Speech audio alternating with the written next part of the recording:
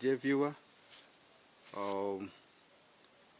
if you are planning or contemplating to start your own fish farm this year, please watch this video, okay?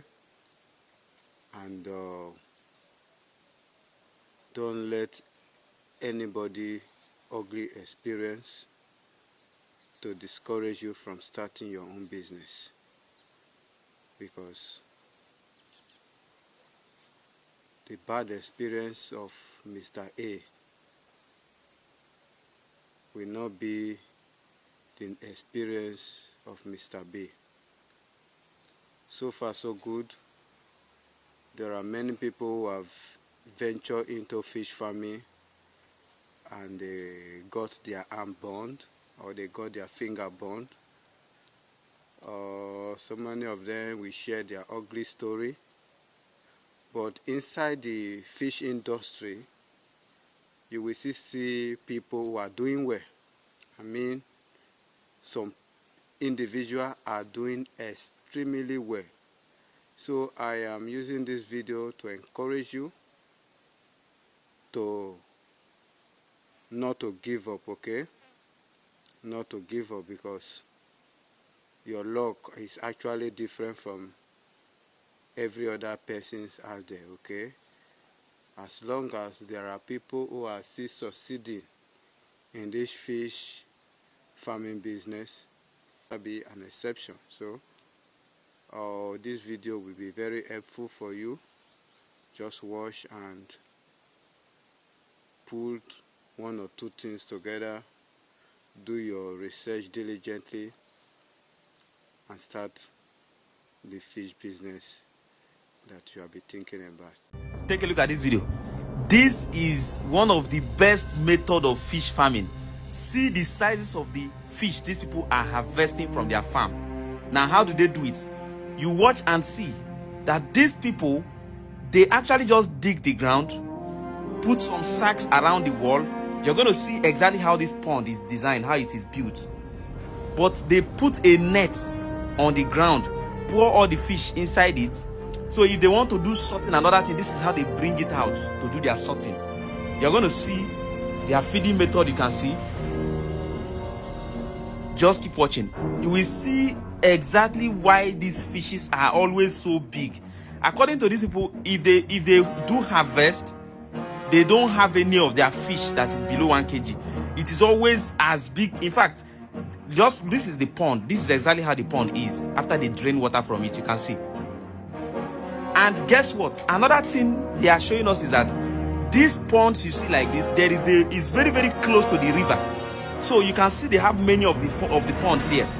So many of it here. So many of it. And now you see the water coming. That water they are pumping into that place is directly from the river that is very, very close to that place. See how big all the fish inside the pond is.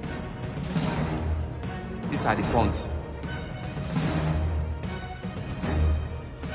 Yes, I want to ask other fish farmers that are already in this business. These people are saying they can teach people how to train their fish to become this big. But I want to know, is there any special thing that you need to do to make a fish this big?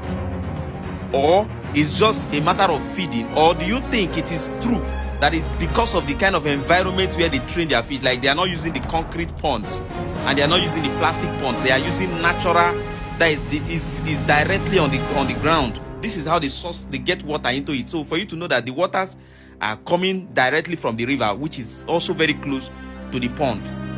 Now, another thing that bothered me after I saw the environment was, what if reptiles, like things, like other pests coming that infest the pond and they try to eat up the fishes and all of that?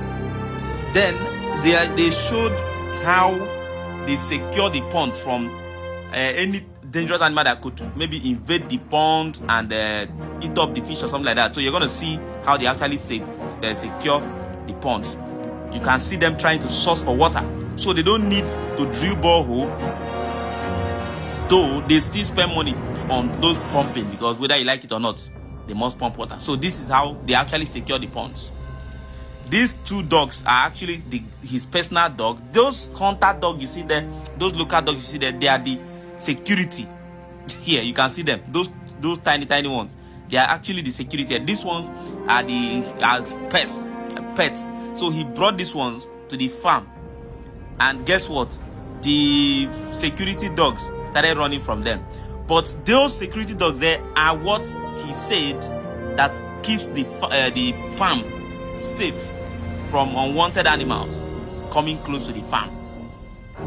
Now, I want to ask this question again. Looking at this environment, how safe do you think this can be? That is one. Then two, do you really think, as a fish farmer, I'm asking the fish farmers, do you really think that it is true that it is this kind of environment that makes these fishes so big? Or there is something else? Or is it something that is attached to their feeding, the kind of feed they give them? Kindly share with us. We want to know.